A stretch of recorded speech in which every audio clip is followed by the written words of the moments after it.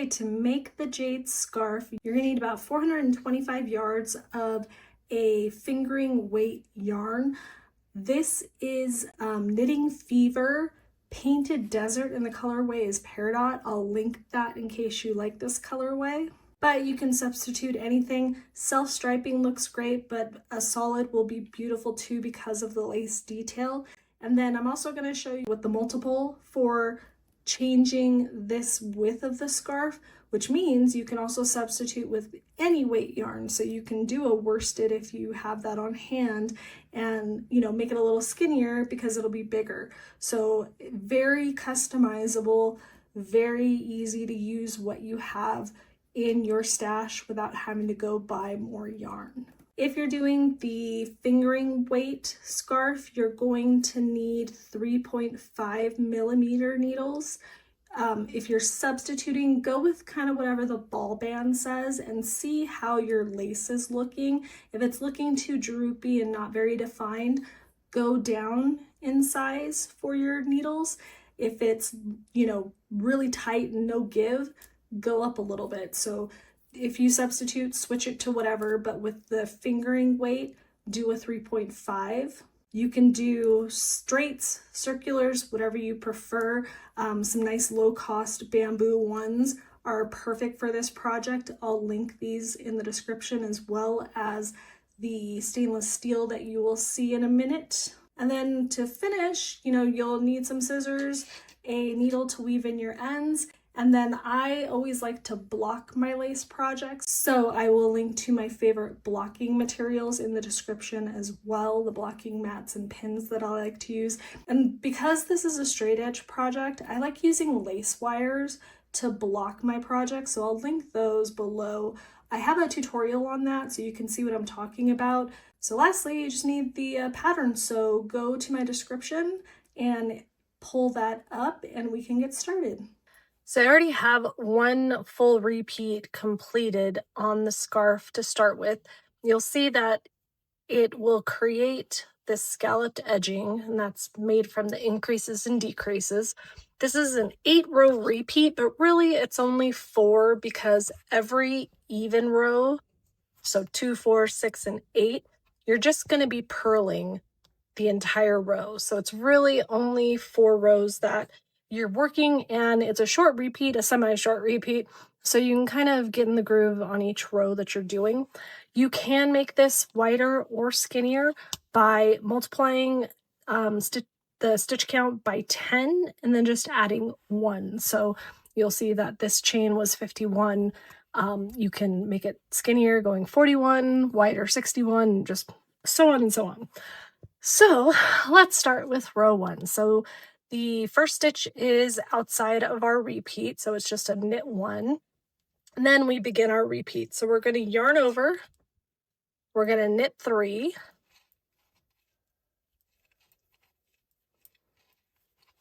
then we're going to do a decrease. It's a double decrease, so we're going to slip 1. We're going to take the next 2 stitches, and I always kind of pull down if you're having trouble getting through them both at the same time. Just kind of pull down on your stuff and then slip through and do a knit 2 together. So that's decreasing 1 stitch. You'll remember we have this slip stitch over here. Now we're going to slip that over this other stitch to reduce by another full stitch. So we just took 3 stitches and turned it into 1. We did a yarn over here, so we're going to do another yarn over to make our stitches even. So we're going to do another knit 3, so it's kind of mirroring what we did on the other side of that double decrease. Then we're going to yarn over, and then we're going to knit 1. So that is our full repeat. So again, we'll do this a little quicker. Yarn over, knit 3, we're going to slip, we're going to knit the next 2 together. And even I have trouble seeing those knit 2 together. It's not just you. Then we're going to slip that back over. I always try to kind of like stick my finger here just so I don't accidentally slide the stitch that I'm trying to pass over, just as a precaution. Another precaution that you can take if you're new to knitting I love stainless steel hooks, or needles, sorry. But when I first got them, I was losing stitches left and right because they're super slick. So stitches just slide right off, no problem. So you really have to be conscious of holding onto your stitches, how you're working them, and everything else. If you're finding that you're having trouble losing stitches and you're brand new and you're using stainless steel, put them aside, get some wood needles, and use those until you're comfortable on how to kind of hold on to your stitches. It will make such a difference. The wood kind of grips the yarn, so you're not having such a slippery kind of situation where stitches are falling off. All right, I was at my decrease. Sorry. Back to the stitches. We're gonna knit another 3. We're gonna yarn over and knit 1. So again, we're just gonna do that all the way across. Knitting 3 after that first yarn over, slip 1, pull down so you can get through your knit 2 together. And people are always like, move your stitches to the end of your needle. You don't need to. Like, it's not super important. You don't need to be all the way down here. That's how you lose stitches. You can work the stitch all the way down here. No matter what anyone says, it works. I do it all the time. Then we're gonna knit 3 again, yarn over and knit 1. So I'm going to finish off this row. I'm going to do my row 2 of purling. Coming back, I'll do a few purls at the very end so you can see me purl. And then we'll start on row 3. Okay, I have just a few purls left. And in case you're wondering, I did a long tail cast on for this cast on. I feel like hopefully you know cast on by now, but I have lots of video tutorials if you need help with those. But the long tail, it's nice and stretchy enough for the scalloped edge. It worked perfectly fine. It doesn't really give, a finished edge, but I may sew this up at the end. I don't know, because you can make this a infinity scarf if you want by sewing up your edges at the end. And even though it's scalloped, the other end, when you bind off, I'm making everything go blurry. When you bind off, it's going to be the opposite of what's here, so it actually fits perfectly. So, a little tip if you want to turn it into an infinity scarf. So now we are on row 3. Let me get some slack here. Slack is your friend. You'll notice in the chart that our yarn overs are forming a little triangle. So we are bringing those closer together on this row. So it's going to be a little bit different. We're going to knit 1. Then we are going to knit 1 again. We're going to yarn over. We're going to knit 2. Now we're going to do our decrease. So we slip 1, knit 2 together, slip that back, or PSSO, pass slip stitch over, is what that abbreviation stands for. Then we're going to knit 2 again. Remember, we're going to mirror what we did on the other side. Yarn over. Then the end is a little different, so it's knit 2 again. So again, one more time, we're going to knit 1. We're going to yarn over, knit 2, slip a stitch, knit 2 together, and then PSSO, pass slip stitch over, knit 2 more, yarn over, and knit 2 again. So we're going to follow that all the way to the end. The repeat ends all the way at the very last stitch. There's never an extra stitch to do. Shaking my camera here. So we're going to finish that row, and then I'm going to do row 4 of my purling so we can come back for row 5 and almost be done. So I'll see you in a bit.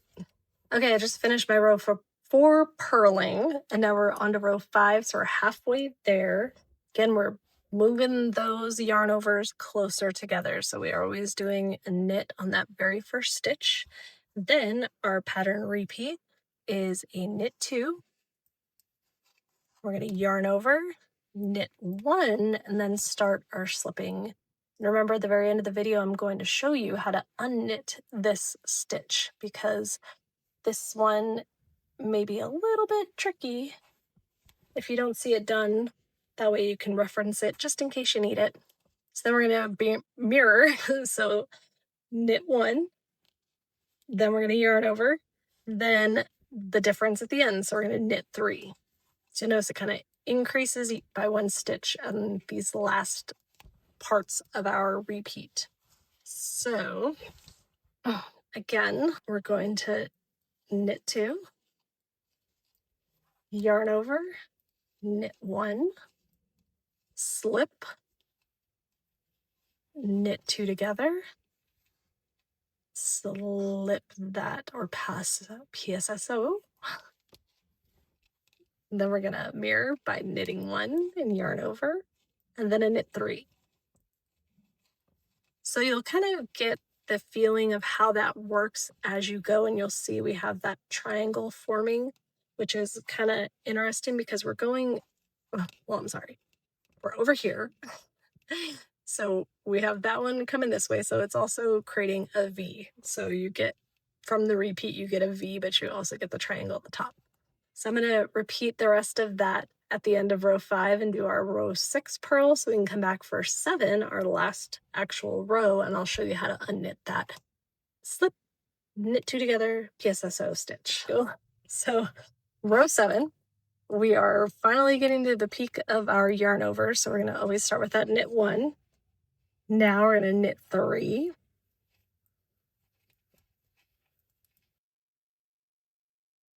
Then we're going to yarn over and do our slipping and passing over.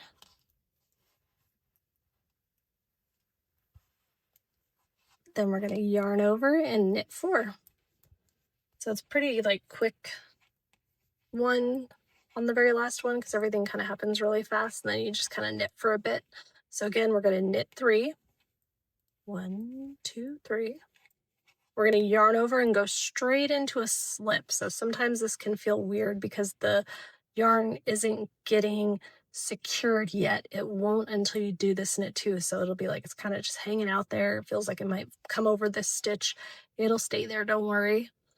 You can do your knit 2 together and then slip over. Oops, am I getting the right stitch here? There we go. Sometimes you'll notice also that this thing like wants to stay way up here in your way. Just pull on your work and it'll pull it into place and get it out of the way for you.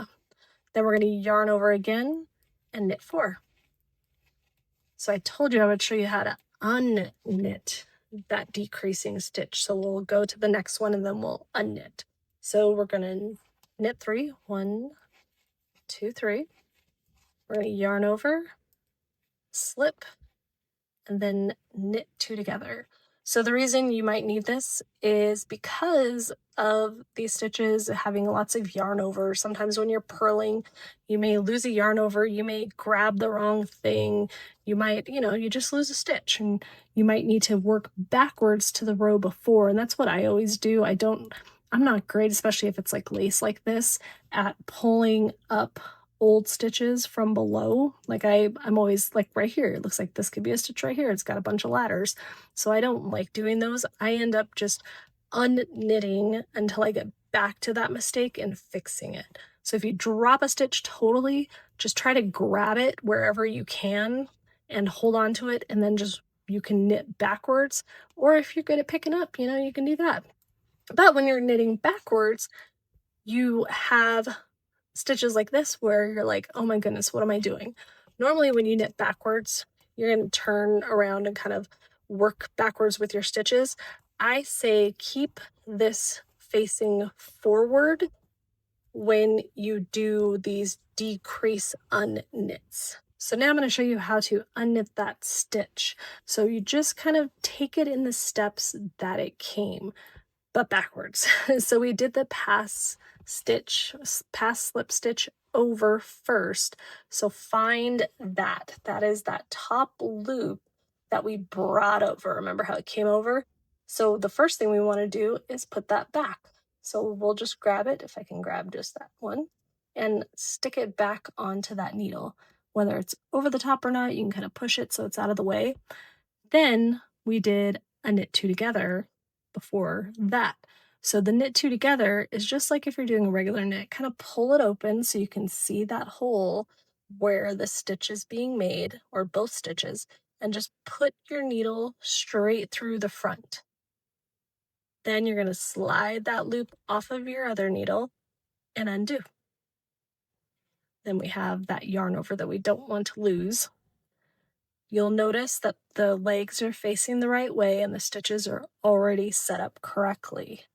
Now, if you need to keep knitting backwards, you're going to slip, because remember you slipped it, you're going to slip it back over to your other needle. I'm going to get rid of that yarn over real quick. So we slipped it as if to purl. So to slip it back, we're just going to put it kind of the same way it came. So we went straight in, pulled over. So we're going to go straight in and pull over. If it was as if to knit, we would want to kind of do it the same way backwards, as if to knit, because you want that leg. So we call these the legs. You'll see that this leg is on the right, the one in the front, and the leg in the back is on the left. So when you look at it, this one's on the right. So that's the correct situation so that you can keep on going. So that is how you unknit that stitch. Let's finish this scarf and go do some final thoughts. So that is the Jade scarf repeat. It's not that difficult. You know, once you get the hang of the slip, knit two together, PSSO stitch, it really picks up and goes pretty quickly. You'll get a good training on your purl stitch if you don't purl much. So that's another benefit of this project. But I love the lace that this gives. It's such a pretty, almost like a Art Deco design, you know, 1920s Art Deco, the way that it lays. So very pretty. I like this scarf a lot. I would love to see what you guys make. I would love to see the different colors that you choose and all that good stuff. So tag me on your socials. My handles are below, so you can tag me. I would love that. As I said before, I'm going to release all of my patterns for free eventually. There's quite a few, so if you have a request on one that you want to see next, leave it in the comments so I can note that. But I am Deja with Knit and Crochet Ever After, and thank you for watching.